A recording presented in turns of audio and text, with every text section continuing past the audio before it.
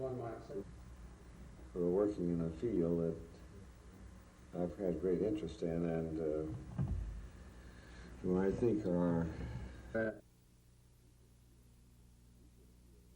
We just feel, at least now, on the basis of our experience, that it's not ready for human use. There are too many complications that are associated with it, and that, at least in animals, these complications lead ultimately to the death of the animals. In the great majority of cases, within a matter of several months. We've got to hear today discuss.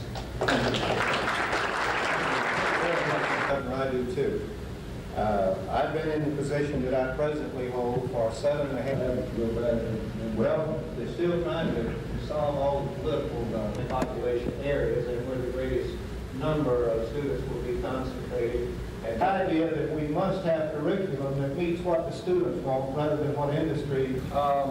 About 8% of those students, those indicated as we are, with South Carolina industry and hearing as much as we were hearing nationally and in the state from media about the lags in productivity, we began investigating.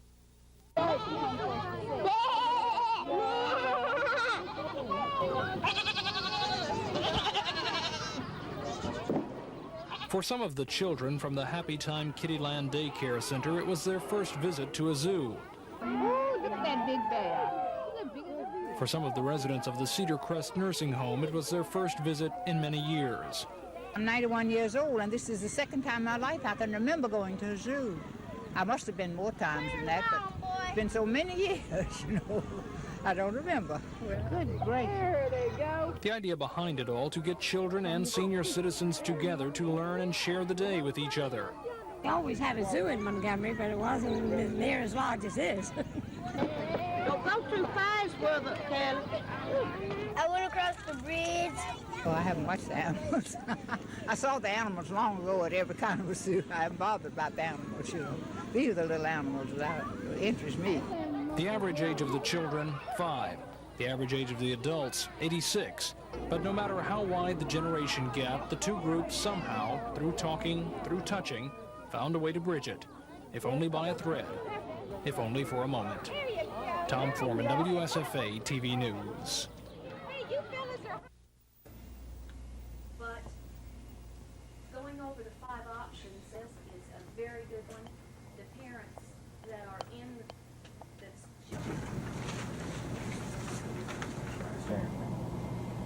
charge of funds, it will not be. And they're going to wait for the funding, and the funding is never going to be. Copy, and if you look to your right, you'll see the 2 ball fields. This would be volleyball, badminton, shuffle. This man has a good education, family, and job, but he's an alcoholic, and he doesn't mind admitting it. He says the idea that all alcoholics are on Skid Row somewhere is a myth. He says most alcoholics live in well-to-do neighborhoods and have good jobs, just like him. Alcoholism is not a Skid Row disease. Of the 10 million alcoholics, and that's a conservative estimate, in these United States today, less than 3% are down on Skid Row. Do you have alcoholic tendencies? If you do, you probably don't realize it.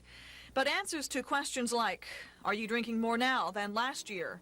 Do you drink alone? Has drinking caused problems in your home life? Do you drink to build up self-confidence? Can tell you. If you think you have a problem or know someone who does, there are many agencies locally that can offer help, like the Addictive Disease Program at Baptist Hospital. Gina Gregory, WSFA TV News. Before qualifying began this afternoon, there was talk of record-setting qualifying speeds well over 200 miles per hour. Well, after qualifying got off to a slow start, it was soon obvious that that 200-mile barrier would fall. It took 16 drivers before the 200-mile qualifying barrier was finally broken.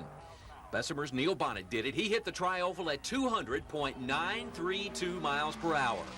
That broke the old Talladega qualifying record that Benny Parsons set last spring by just under 0.8 of a second. Well, the car felt super, you know.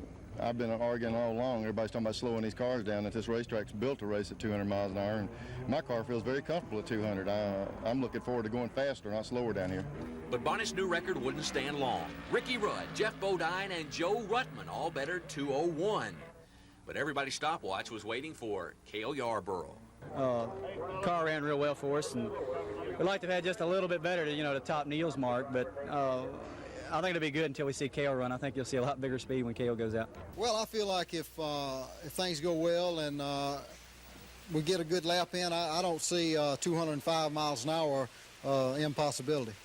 Yarborough, one of the last qualifiers of the day, roared around the track at 2:02.650. Not only was it today's fastest qualifying time, it set a new all-time NASCAR qualifying record. So as of today, Cale Yarborough sits on the pole with Joe Ruttman and Jeff Bodine filling out the first row. Making up row 2 are Ricky Rudd, Neil Bonnet, and Bill Elliott, all qualifying over 200 miles per hour. The final 20 spots will be filled tomorrow, and perhaps the fastest Winston 500 ever rolls at 1 p.m. on Sunday. Rick Pons, WSFA TV Sports in Talladega.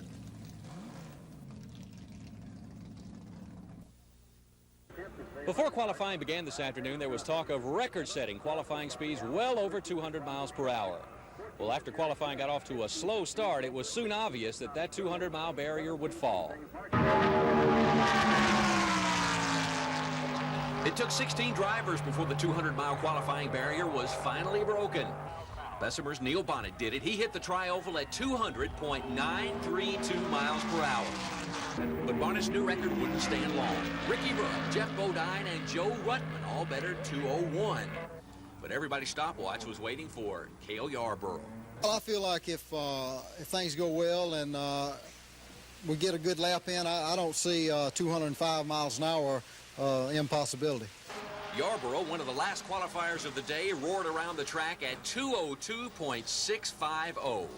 Not only was it today's fastest qualifying time, it set a new all-time NASCAR qualifying record. Rick Pons, WSFA TV Sports in Talladega.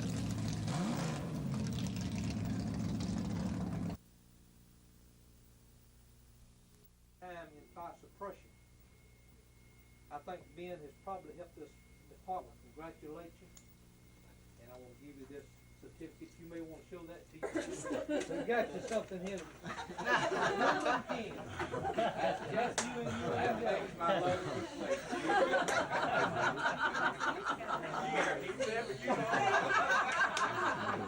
We'll try to.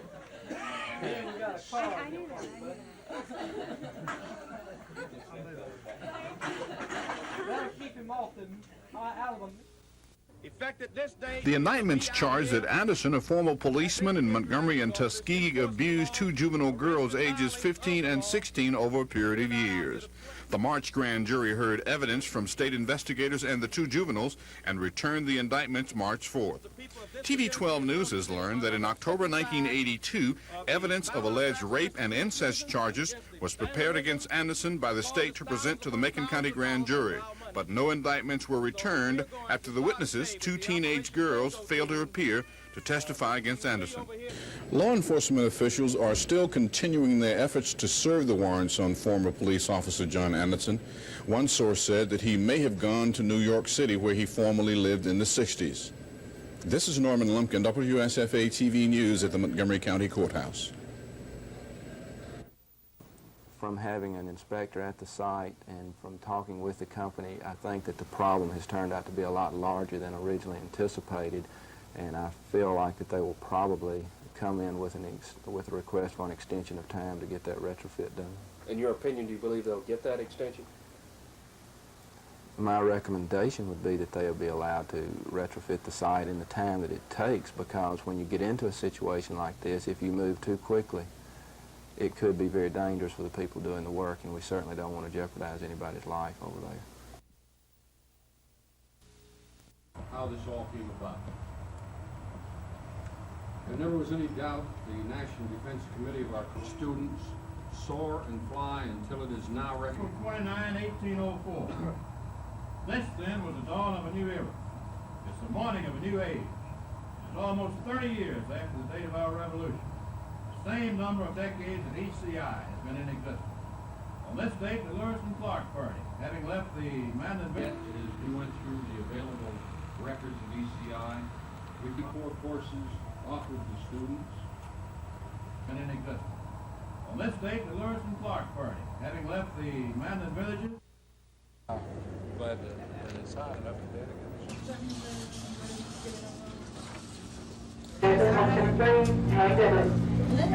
Humana is a leading hospital company that owns and operates.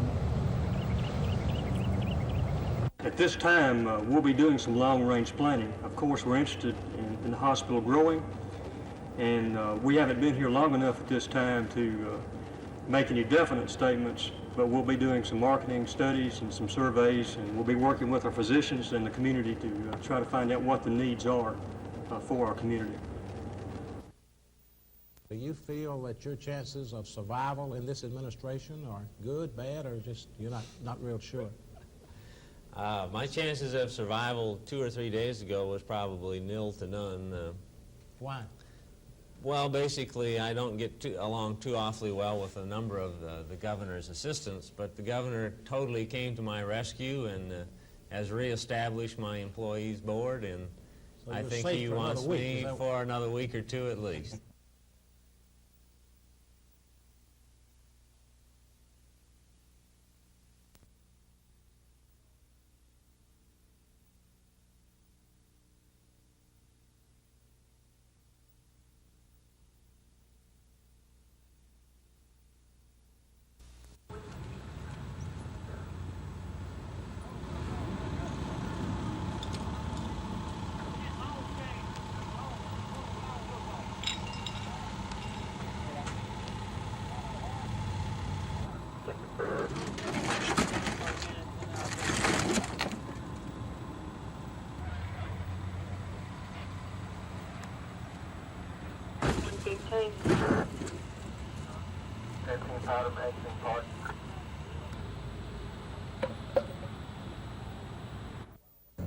The state of Alabama doesn't allow underground disposal of low-level liquid waste, so when Chemical Waste Management had to clean up several million gallons of contaminated rainwater from its disposal site in Amel, the company had to look around for another place to put it.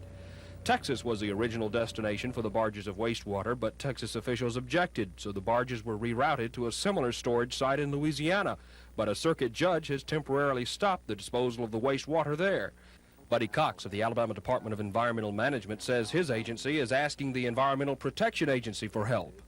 And so what we have done is we've gone to EPA and said, all right, this particular stuff meets all of the requirements of RCRA, and it appears to be refused on grounds other than environmental grounds, and therefore, in order to ensure consistency between programs, we're asking you to implement and to enforce your own regulations.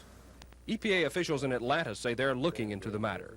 Mr. Cox says Alabama accepts large amounts of hazardous waste from Louisiana. According to state records, from November of 1980 to December of 1982, more than 15 million pounds, about 500,000 gallons, and almost 35,000 drums of waste from Louisiana were disposed of in Alabama. Most of that material went to the waste site in Amel. Dennis Latham, WSFA TV News.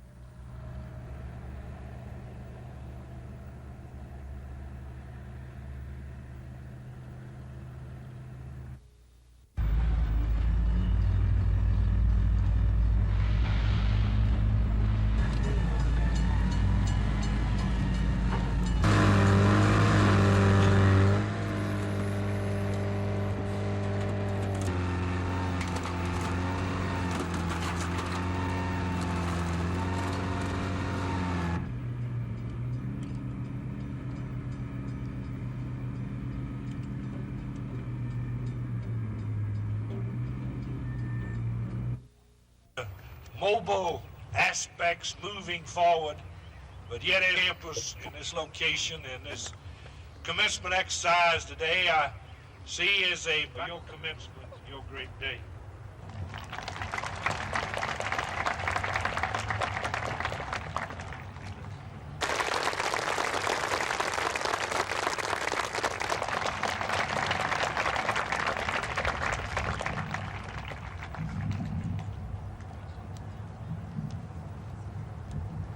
Elizabeth.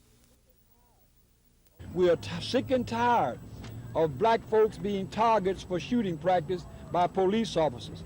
And we're sick and tired of them killing us and brutalizing us with impunity, and we're sick and tired of being sick and tired. The national SCLC leader sees a new wave of violence against blacks in this state, and he says blacks will protest, boycott, and march until it ends.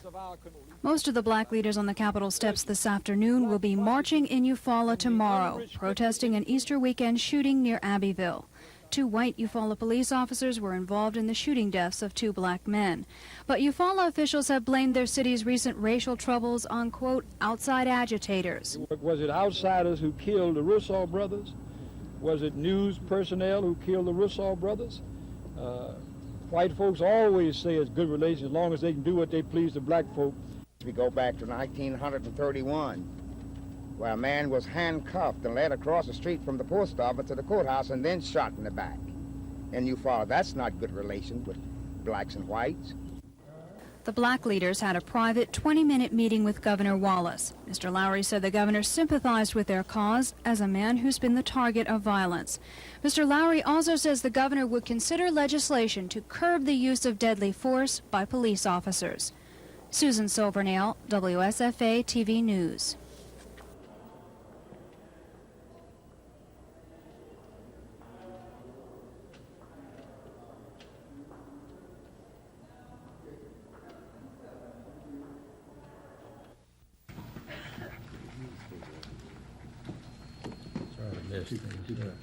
More than one place.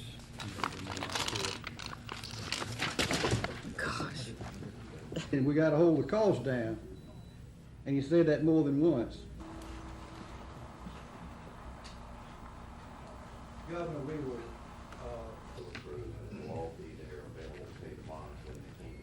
So in other words, all this money is invested? Invested at a yield, yes. It's invested in... the paying agent banks. It authorizes the execution and delivery of a contract. That motion, say aye. I second the motion. Aye. Governor, I'd like to take just a moment to make a statement. We're here today to express our sorrow and our rage at the alarming number of black citizens who have been killed, shot, or brutalized by law enforcement officials in Alabama, and indeed other places across the nation, such as Miami, New Orleans, which has been joined by Montgomery and Eufaula. To the national leader of the SCLC, this month's police shooting of an unarmed black in Montgomery and the deaths of Hamp and Charles Rousseau in Eufaula add up to a climate of hostility toward Afro-Americans. We're giving rise to a new Holocaust. And a new Holocaust now is not Nazis killing German Jews. It's American police officers with stormtrooper mentality killing innocent black people. And we want an end to it. Mr. Lowry and the other state and local black leaders called on different groups to stop the spread of violence. Businessmen who could be targets of economic boycotts, and ministers who Lowry says have an obligation to see that justice is done. And they also called on the governor to sponsor legislation that would curb the use of deadly force by police officers. In the meantime, Lowry says blacks will continue their nonviolent protest, especially in Eufaula, until their grievances are addressed. Susan Silvernail, WSFA TV News.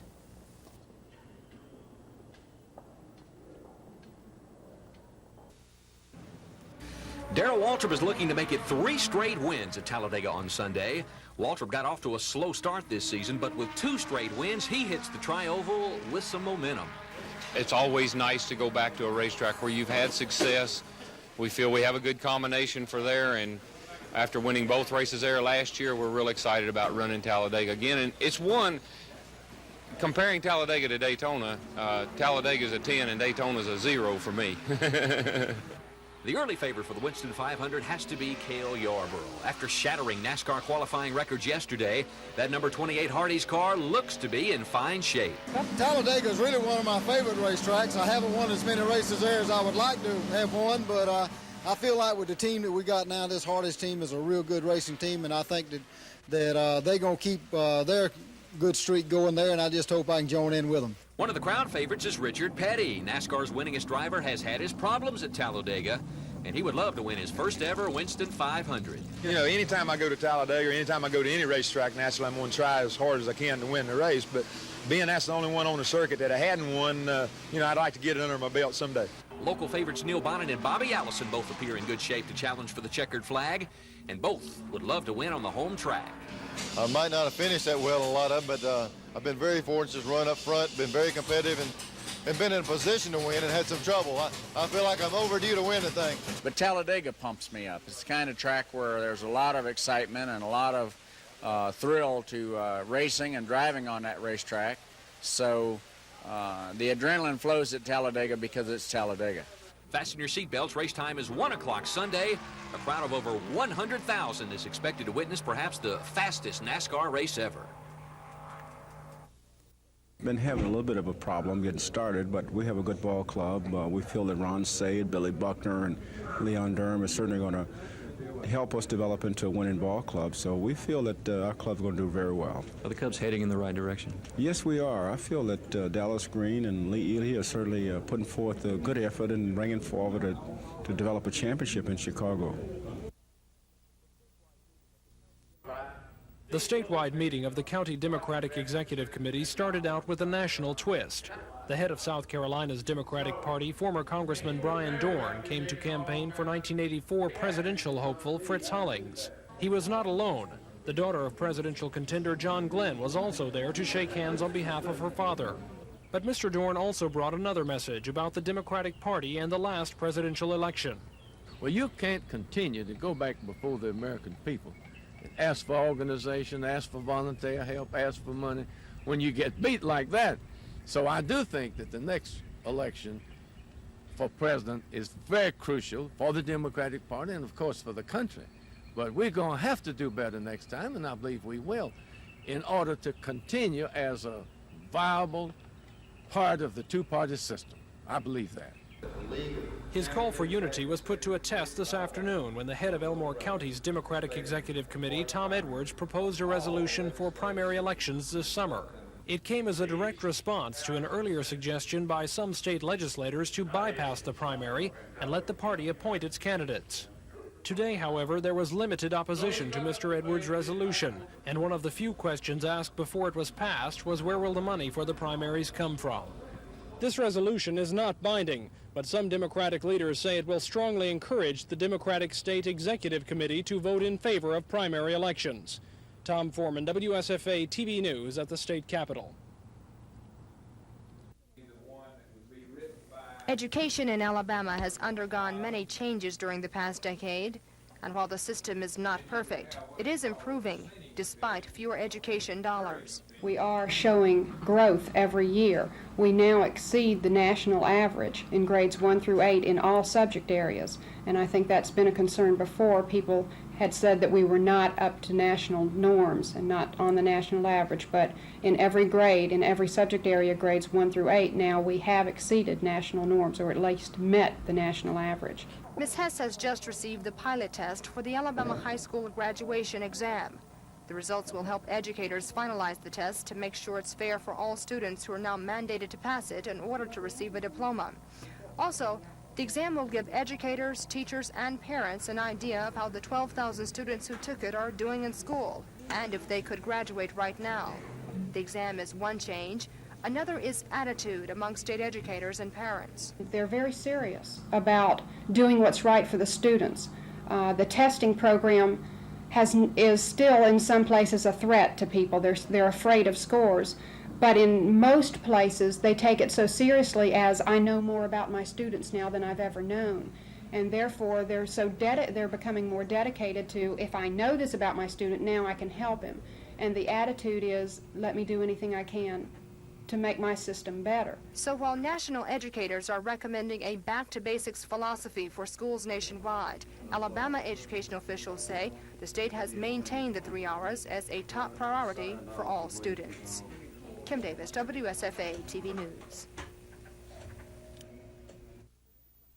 120 high school students from 30 of the state's high schools were chosen from a field of 1,200 of the state's top teenage mathematicians to compete in today's third annual mathematics contest. The winning students competed in 5 rounds of matches and had ciphered 300 problems by the end of the day. Most of the students came to the contest because of the high level of competition. You see a lot of math questions that you've never seen in your life, and it gives you a understanding of, like at high school, things are so much easier than they are here, and you can see that life is a little bit more complicated than what you learn in school. The math teams were composed of 4 students. Each student competed individually against student representatives from opposing high schools. Each round lasted an hour, and students were given 2 minutes to solve each problem. Associate Professor Chet Palmer, who was co-chairman of the contest, says the competition among advanced math students gets tougher each year, but he worries about the majority of Alabama students who don't take enough math. Our primary problem is not students who are somehow sitting in the math classes and not learning it. It is that we have a very large proportion of students that we, parents, the system, teachers, and so on, let stop taking math too early.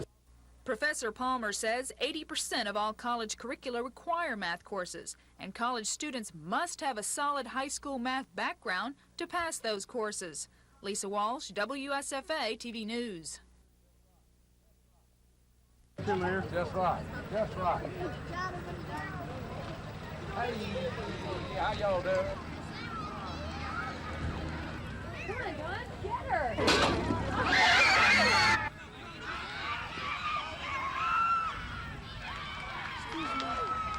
Excuse me.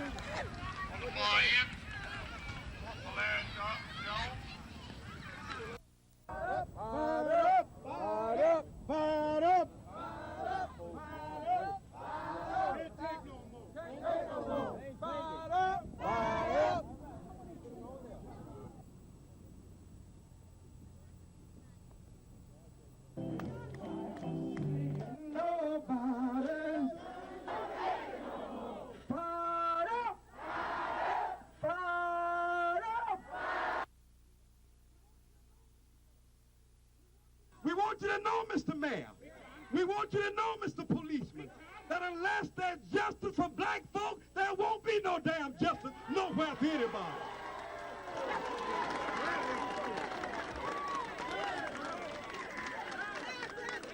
You might as well build your jails, expand them. We ain't scared of your jails, and we will march until water roll righteous, roll down like water, and righteousness like a mighty stream.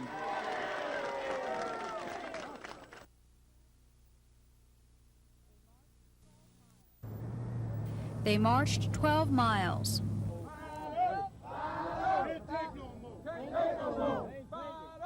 From the church near Abbeville, where 33-year-old Hamp Rousseau and his brother 19-year-old Charles Anthony Rousseau were buried 3 weeks ago, down Highway 431, past Eufaula's lakes and through downtown streets,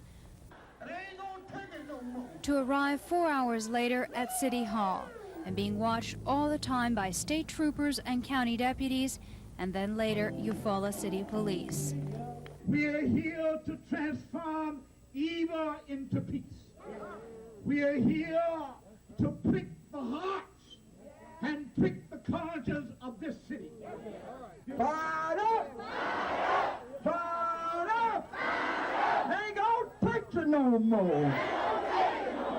We want you to know, Mr. Mayor, we want you to know, Mr. Policeman, that unless there's justice for black folk, there won't be no damn justice nowhere for anybody. In this large crowd of blacks, there was only one white woman who had marched the 12 miles, 70-year-old Mildred Scott. The devil is at work, putting hate in white people's hearts. These white people that sit up in the church, they ought to have on a Ku Klux Klan robe because God knows their hearts. The Southern Christian Leadership Conference has vowed to stay in Eufaula. During the rally, SCLC's John Nettles warned the mayor, saying he was going to wish he'd never seen the day the Rousseau brothers were shot. Susan Silvernail, WSFA TV News in Eufaula.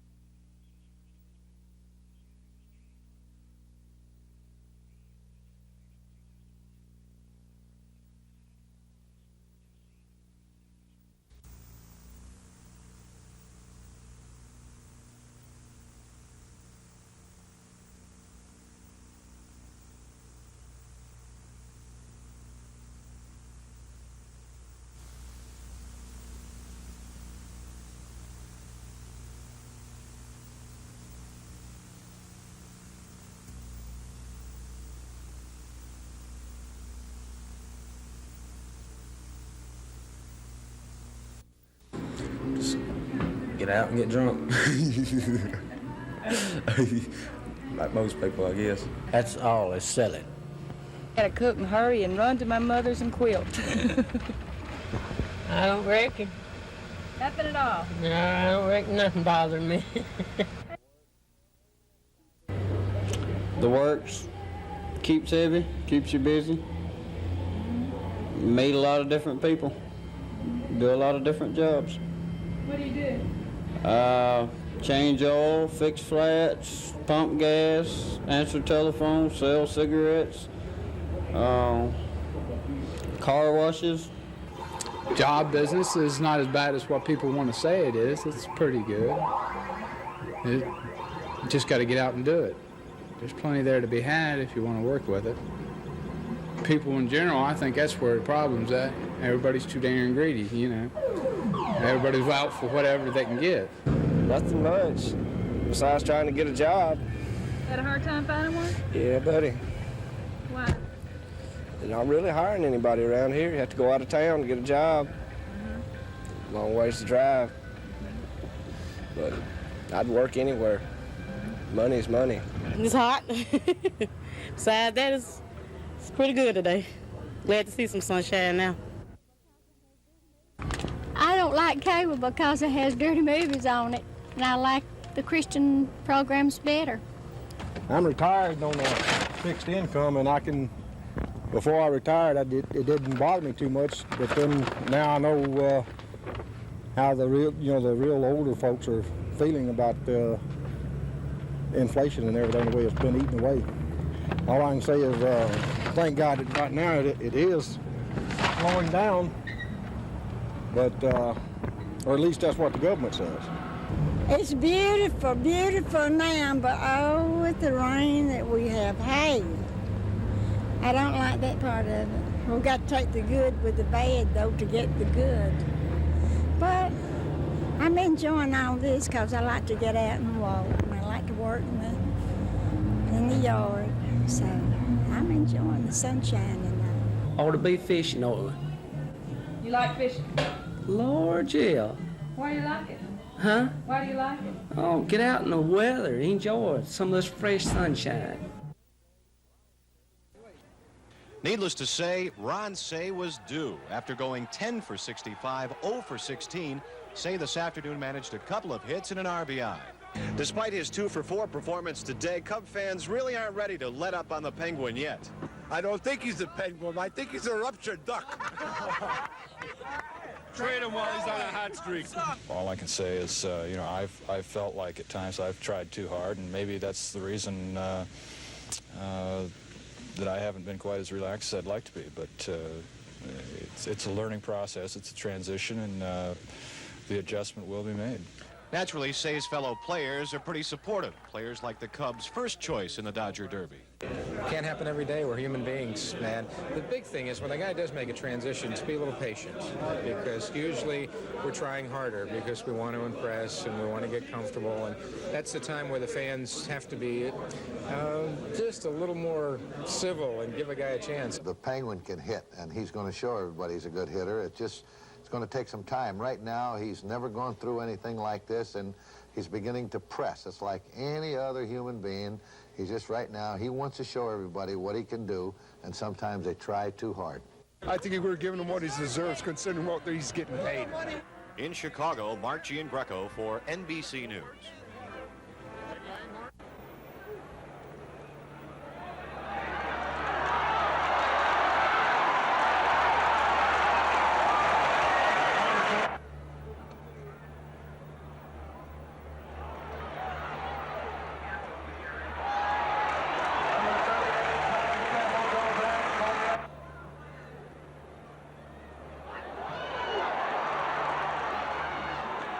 That was blocked by number 93, Quincy Williams.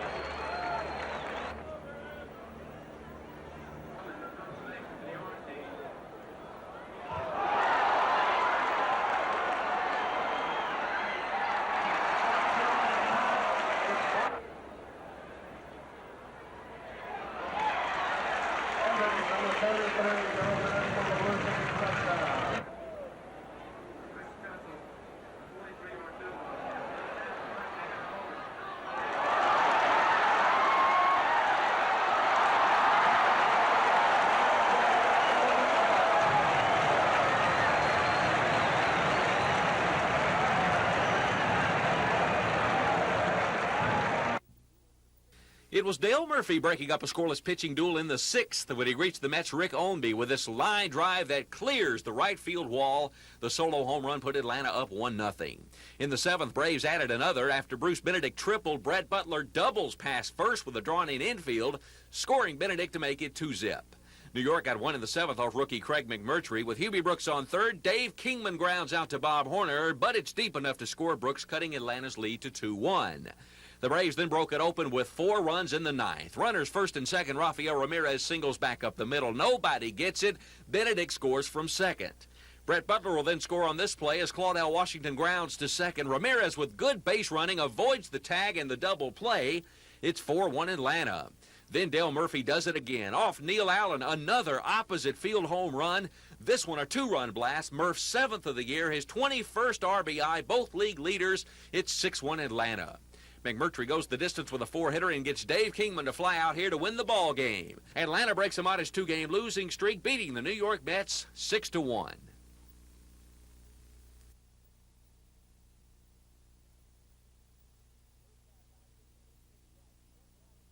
First half action, the Knicks in white. Truck Robinson with the pass to the driving Bernard King. King had 21 points for the Knicks.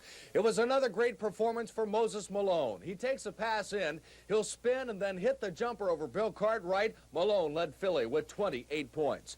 Another major factor was this man, Maurice Cheeks, with the drive around Rory Sparrow. He goes in for the reverse. Cheeks with 24 points.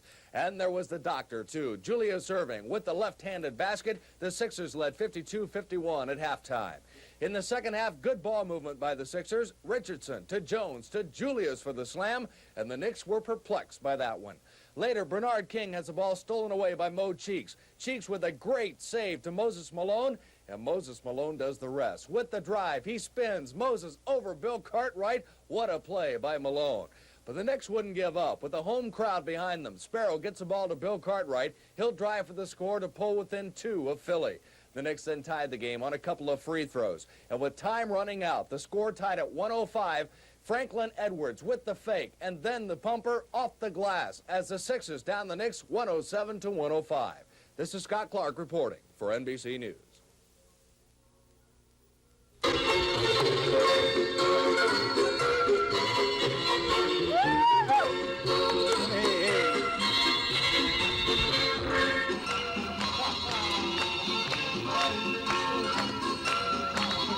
It went way back because I was trying to recapture something from our youth that used to have it, Huntington College, the old woman's college, years ago when I went as a little girl with my mother, and I wanted to recapture this with the maypole.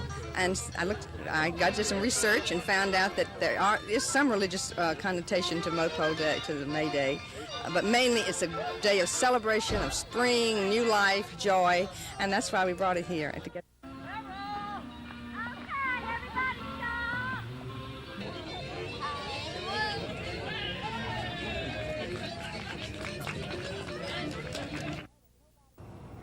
Well, there was a red fox down there that nobody could catch. The smartest fox you ever did see. The dogs would get on his trail and they'd... Catherine Wyndham tells stories of Alabama's past. And Alabama's past is what the History and Heritage Festival is all about. Well, the purpose is to kind of rediscover Alabama's past by looking at various topics in the past, such as civil rights era, women's history, and to both rediscover it and celebrate the traditions and values of Alabama. The festival is sponsored by the Montgomery Humanities Alliance and will run throughout May. It will include a lot more than just storytelling, like discussions on why people talk with different dialects. There will be lectures, movies, and tours on art, architecture, religion, and business, all aimed at helping Alabamians understand their own history. For the most part, I think most of us take the present for granted. I think if we tell children stories about people who were here before they came, it makes them aware of the linkage of history with the present, and it's not just a set of dull facts and dates in a book. The festival in Montgomery is being funded by the National Endowment for the Humanities and the Committee for the Humanities in Alabama. Organizers hope it will mean greater interest and greater access to Alabama's past. And the man said, "Oh, Mr. Tucker, it was a terrible thing, but it could have been worse." Said, "You know, if I hadn't been right there, it would have burned up." Tom Foreman, WSFA TV News. Ramp flips, gainers, and belly flops were all a part of the Kalijah Ski Show. The 23 professional skiers participating in the weekend show are all members of the Great American Water Ski Show based in Myrtle Beach, South Carolina. They tour across the country, and usually the entrance fee to one of their 200 seasonal shows is $10. But this weekend it was free because one of the members of the group is Larry Bain of Montgomery, and he convinced his fellow skiers to come down for the weekend and perform. I'm from here. I haven't lived here in quite some time, but I get a chance to stop through here every now and then. I like this place a lot. It's an excellent place to come and practice before I go to my show. Larry now makes his home in Aspen, Colorado, where he snow skis in the off-season. One of the most difficult stunts of the day was a gainer, executed by Steve Fontaine of Indianapolis. Steve explained how he practiced for the reverse flip. But a lot of practice on trampoline and 3-meter board. It's a lot easier. You go out, practice on a tramp about 20, 30 times, and then get on a 3-meter board. And what you want to practice and look for is when you go off the ramp, it starts spotting the water so you can land smoothly. This weekend's turnout was the largest of the 4 annual Kalijah ski shows, which are held the first weekend in May. Lisa Walsh, WSFA TV News. The crowd of 100,000 plus at Alabama International Motor Speedway saw plenty of speed and excitement. In the early going, pole sitter Cale Yarborough outraced the field of 42 at speeds close to 210 miles per hour in the drafts on the back stretch. He maintained that lead almost to the halfway point when a spectacular 11-car pileup took Yarborough and several of the leaders out. The damage to Yarborough's number 28 Hardy Chevrolet was extensive. Others knocked from the race in the crash were Darrell Waltrip, A.J. Foyt, Tim Richmond, Kyle Petty, and Phil Parsons. Parsons and Petty required hospital treatment, but neither were seriously hurt. From there, the race would belong to the King. After running with the leaders all day, Richard Petty finally took the lead on lap 136 and used some crafty driving to take home the checkered flag. On the 7th and final caution of the day, Petty got in and out of the pits just ahead of David Pearson and Lake Speed. When the green flag fell with just 9 laps remaining, Petty held that lead to edge Pearson and Speed by a car length. It was Petty's 197th career win, tops in NASCAR, but first ever at the Winston 500. Well, it really feels good to win anywhere, and this is the second win this year. 2 out of 8's not too good, but it's a whole lot better than what we've been doing in the last couple of 3 years. So we're just thrilled to death to be able to win a race anywhere, and especially at Talladega, being we had never won here. Rick Pons, WSFA TV Sports at the Winston 500 in Talladega.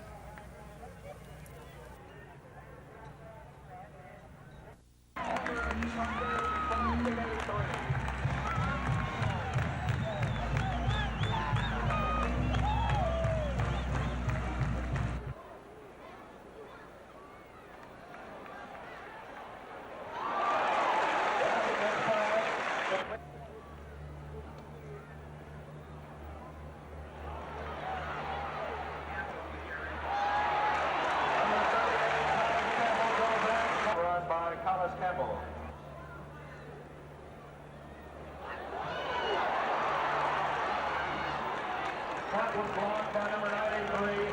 Let's see what...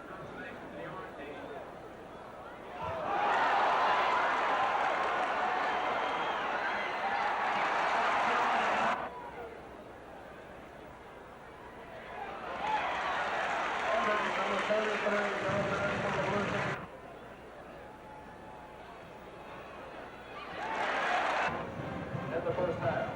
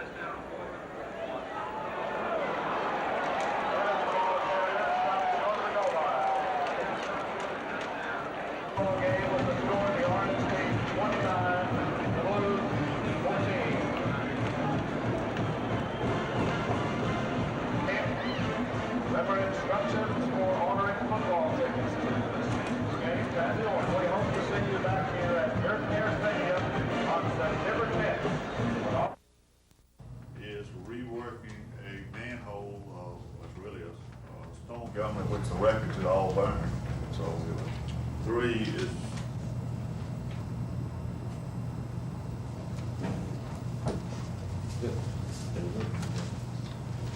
Want to take Tommy down? Yeah, let's do it. A little bit. Utility contract was working. Deficiencies, therefore resolved that the county commission authorize the central. Attach that out of the contract. It'll be attached to the change order. I have a copy if you'd like to see it. Yeah, I like to see it. I didn't have. Business leaders statewide are organizing for what they consider a hostile legislature, a body they feel may pass a number of what they call anti-business bills, some industry taxes, labor-oriented job liability measures, and labor wage guidelines. Those issues prompted McMillan Bloedel President Wyatt Shorter and 7 other prominent businessmen to hand-deliver this letter to Governor Wallace, a letter warning of bad business times unless labor's influence is checked. Governor Wallace received us not for 15 minutes, but for 45 minutes. And I felt that he had that same bona fide, genuine enthusiasm for industry as he has always had. Even though confident of the governor's support, Mr. Shorter says legislators need to be told. Apprise your representative, apprise your senator, and if you have any connections with others, do the same of your concerns. Mr. Shorter also touched on what he says is the political exploitation of race relations in Alabama. This perception, be it true or not, of racial unrest, frankly created by self-serving politicians and reported nationally with increasing frequency, is really going to keep business away. Mr. Shorter says all of these issues are important in the race against sister states for new jobs, something he says everyone wants. Chris Grimshaw, WSFA TV News. To our businesses, and this is part of our problem. I can remember that about 1974, as in our businesses, and I felt that he had that same bona fide, genuine enthusiasm for industry as he has always had. He was very solicitous and did in fact listen. I think it was probably one of the more worthwhile visits that I have ever had. I think truly we have Governor Wallace's support in the area of industrial development, as is his track record. And his greatest concern is jobs for Alabamians. Will Hill was going I'm to talk to you as a representative of the state chamber. Just did, but we have not really had to be very involved in it. So now you have the conclusion. I'd like to give you the introduction and the summary. To show no interest in what's going on in the governing body of our city. Witnesses testified today that Clanton businessman Charles Mims was last seen shortly before 6 p.m. December 14th, 1981. His pickup truck was found the next day at the Church of God campground in Chilton County, but there was no trace of Mims. 14 months later, Randy Bell, also known as Randy Cole, was arrested and charged with Mims' murder. Assistant District Attorney Janice Williams alleges that Mims went to the campground to buy a TV set and some guns from the defendant and another man. We expect the evidence to show that on December the 14th of 1981, 2 men, Michael Joe Hubbard and Randy Cole, met with Charles Mims, and that Charles Mims was robbed and killed by Randy Cole, that he was shot in the head twice here in Chilton County. Mrs. Williams also alleges that Bell buried Mims' body in an undisclosed location. The key prosecution witness in the case, Michael Hubbard, is expected to take the witness stand tomorrow. Security is extremely tight at the trial. Bell is being transferred each day from Kilby Correctional Center to Chilton County by Alabama Bureau of Investigation agents. In an exclusive interview today, Bell told me that he is innocent of the crime and that he couldn't believe it when he was arrested for Mims' murder. He says all he can do right now is put his faith in the hands of the court. The trial is expected to last 3 days. If the jury should return a guilty verdict in the case, they'll be asked to deliberate one more time and make a recommendation to the judge on whether Bell should spend the rest of his life behind bars or receive the death penalty. Don Phelps, WSFA TV News, Clanton. About 24 officials of Macon County and the cities of Tuskegee and Notasulga came to the state capitol for a brief meeting with Governor Wallace. Some of these county leaders believe a dog track referendum would be approved in Macon County if voted on today. But they were quick to point out that the discussion with the governor didn't have much to do with the pros and cons of gambling. we're just simply asking the governor allow the people to make the decision. The decision should not be left to the mayor, to the county chairman, to the governor. It should be left with the people themselves who are concerned about educating their children in Macon County. And we think that the governor has an excellent posture. He believes in home rule. We believe in home rule, and we feel very comfortable about the reception that he gave us today. We realize that he gave Greene County as well as Mobile County an opportunity to vote simply because he believes in home rule. So we feel very comfortable with the meeting that we had today. Now that their meeting with Governor Wallace is over, Macon County officials say the next step is to introduce legislation authorizing the referendum in Macon County. And they say they expect the bills to do that to be introduced this week. Dennis Latham, WSFA TV News at the Capitol.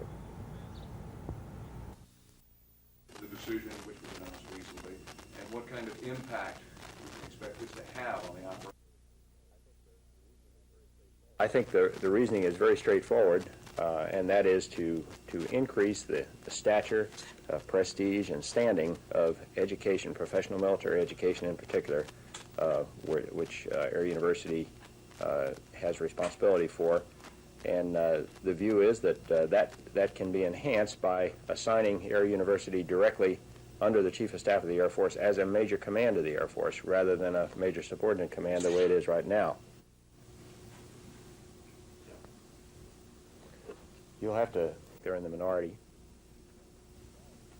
The quality of people coming out of the school here, I'd have to say, on behalf of General Cleveland and myself, has something to do with the outstanding efforts that he and his people have done here to produce a quality graduate, in addition to the better quality people that are coming in.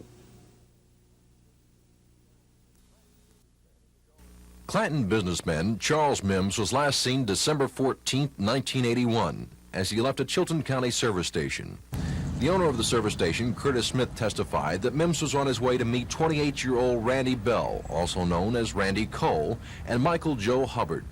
Bell was arrested 3 months ago and charged with Mims' murder, and Hubbard is expected to be the key prosecution witness. Assistant District Attorney Janice Williams says she expects the evidence to show that Mims met Hubbard and Bell at the Church of God campground to buy a TV set and some guns. Mrs. Williams alleges that Bell robbed Mims and tied him up and put him in the trunk of his car. Mrs. Williams says she expects the evidence to show that Bell drove Mims to a wooded area, shot him twice in the head, and later buried him in an undisclosed location. In an exclusive interview today, Bell told me that he is innocent and he can't believe he was arrested for the crime. Defense attorney Paul Harden tried to impeach Mims' character by hinting that he was allegedly under investigation for buying stolen property. One witness said that was only rumors, and he had no direct knowledge that Mims was involved in criminal activities. The all-white jury of 7 men and 7 women have been sequestered for the duration of the trial by Judge Walter Hayden. The trial is expected to last 3 days. Don Phelps, WSFA TV News, Clanton.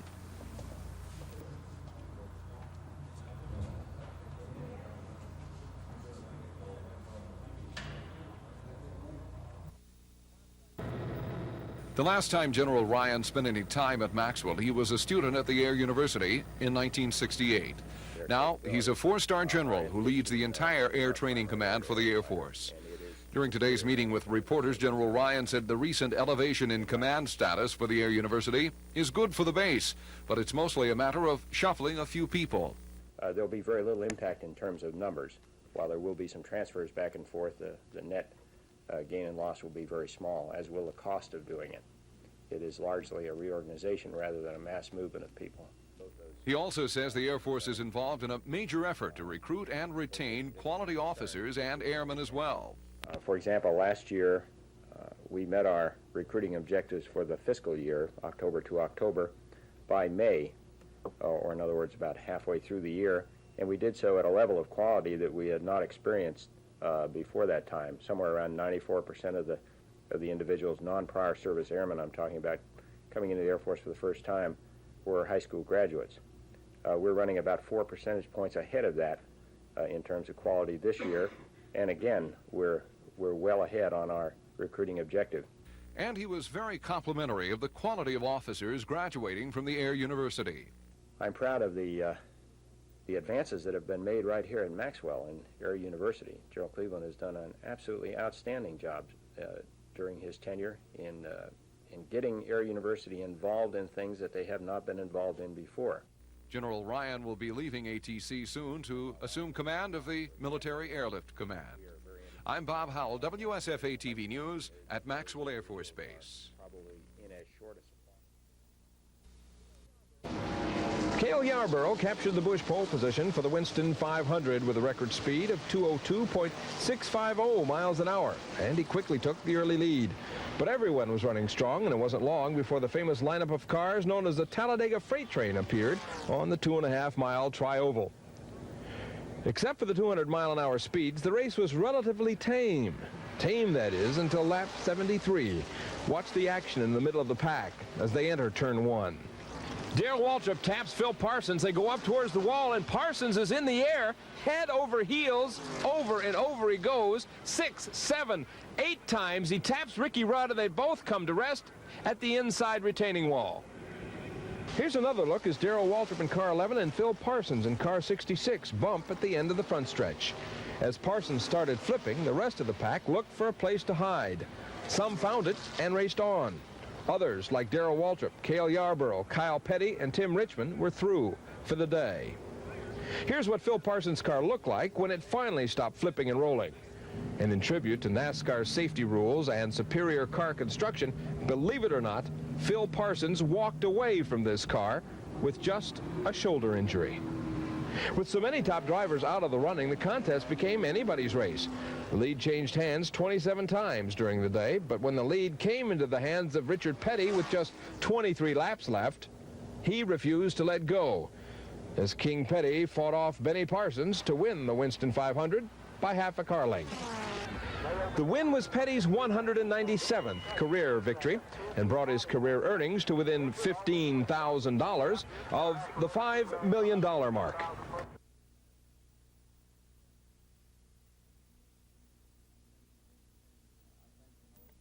I think in order for Randy to have a chance to win, you got to let him throw the football. And, you know, they didn't throw it till they were 2 touchdowns behind, and if they had to go all over again, they throw the ball a little more early in the game.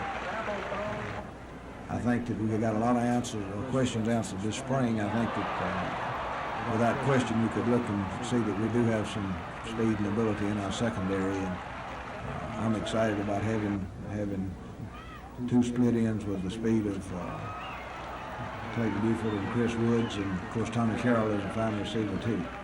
So I think another thing for us to do is to get our players' mind back on academics, to finish strong academically, get back in our off-season program and be in a good frame of mind to approach this summer and come back in August a better football player than they are today. And I don't think there's any question that we've got to have a great plan for our approach to the first 5 games of the season, because of the fact that all of them are going to have extra time to prepare for our games.